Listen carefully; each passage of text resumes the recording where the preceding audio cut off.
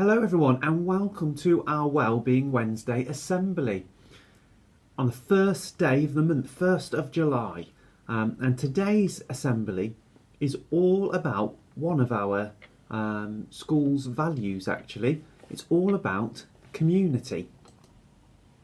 But before we start our assembly, we're going to join our hands together in a moment of prayer and to make the sign of the cross together. In the name of the Father, and of the Son, and of the Holy Spirit. Amen.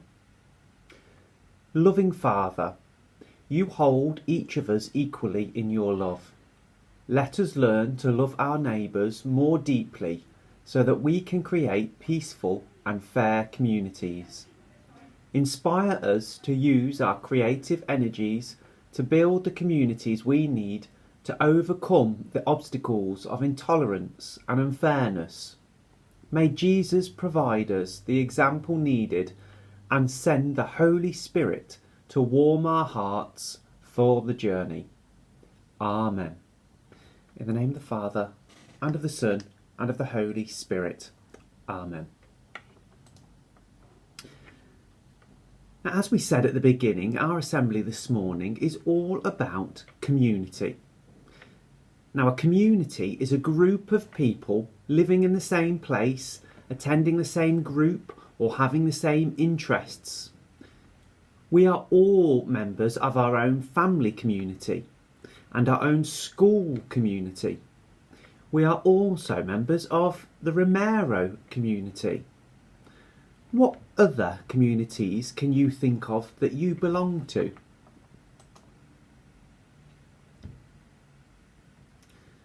What does everyone need to do so that a community is a nice place to belong to? Maybe your communities have rules to help people feel like smiling. I want you to think about a time. Have you ever joined a new community when you didn't really know anybody? Maybe you've changed schools and gone to a new one, or you've started a new club. I want you to think about, how did that feel?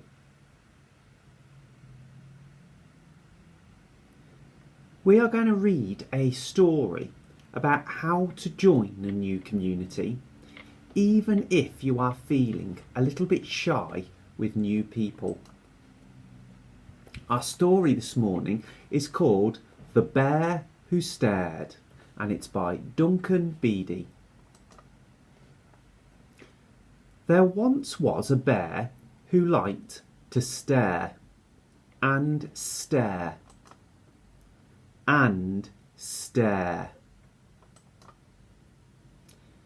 Every day, Bear emerged from his cave and stared at everything he saw. One morning, he stared at a family of ladybugs who were having their breakfast on a small leaf. "What are you staring at?" squeaked the daddy ladybug. "We're trying to have our breakfast in peace." And with that, they scuttled off to find somewhere else to eat. Bear strolled farther into the forest and climbed a big tree. He stared at a bird feeding her chicks in their nest. "Can I help you?" asked the bird. Bear did not answer. He just stared. The chicks did not like Bear staring at them. They didn't want him watching them while they ate their lunch. "Go on, shoo!" squawked the bird. "Get down on the ground where you belong." Bear climbed down to the forest floor, where he spied a badger's burrow. He poked his head into the entrance, and I'm sure you can guess what happened next. "Oi, stop gawking!" barked the badger, and he bit poor Bear on the nose. He was a particularly angry badger. Bear pulled his head from the badger's burrow with a pop and skulked off, rubbing his sore nose. Before long, Bear found a log to sit on by a large green pond. He sat and pondered by the pond. Bear didn't mean to annoy all the other animals. He was just naturally curious, but too shy to say anything. "I've seen that look before," said a small, croaky voice coming from the pond. Bear looked down and saw a plump little frog. Bear stared at the frog. The frog stared back with his big, googly eyes. "Not much fun being stared at, is it?" said the frog. "I suppose not," muttered the bear. "It's just that I don't know what to say to anyone, and before I've had a chance to think, it's too late." Bear stared into the water and saw another bear staring back at him. He looked just like Bear in every way, but this bear wobbled and was a strange green colour. Then something extraordinary happened. The green bear blinked, and his mouth turned into a smile, which turned into a big, happy grin. "You see," said the frog, "sometimes a smile is all you need.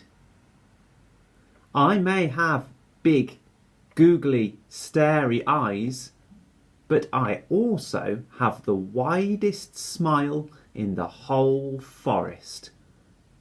Then the frog showed Bear his biggest, widest, happiest smile before diving into the water, and the frog disappeared. So did the wobbly green bear. The next day, Bear trudged out of his cave. He saw the ladybug family enjoying their breakfast on a small leaf. The daddy ladybug was just about to gather up the things and leave when Bear said, "Hello," with a big smile on his face. "Oh, hello," replied the daddy ladybug, and he smiled back.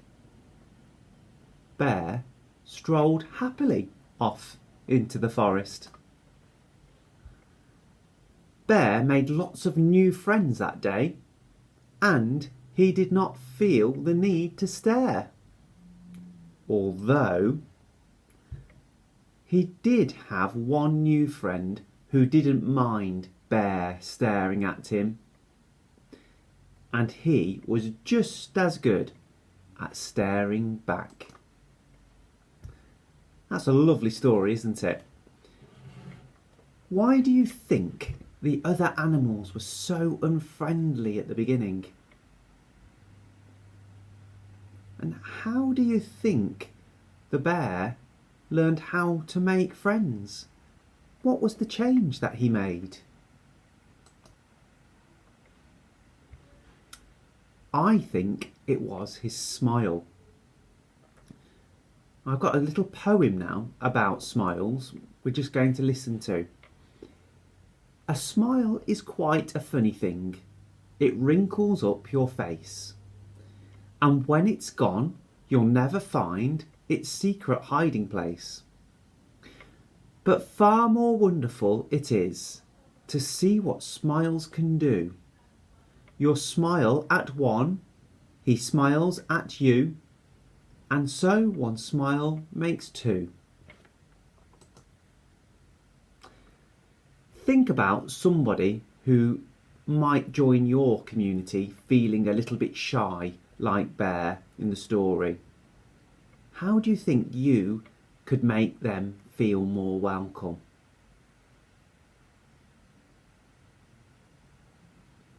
What would you hope for if you joined a new community?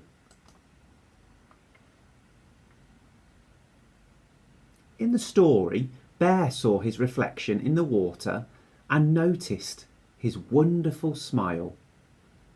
Can you be like Bear? Try looking in the mirror and noticing how you look and feel with your best, widest smile. When you've had a good practice, see if you can spread your smile around like we learnt from the poem. I've got a joke now. Let's see if this joke makes you smile. What does a grizzly bear use to catch fish? His bare hands. Do you get it? Bare hands. It's not a great joke, is it? But hopefully it's made you smile.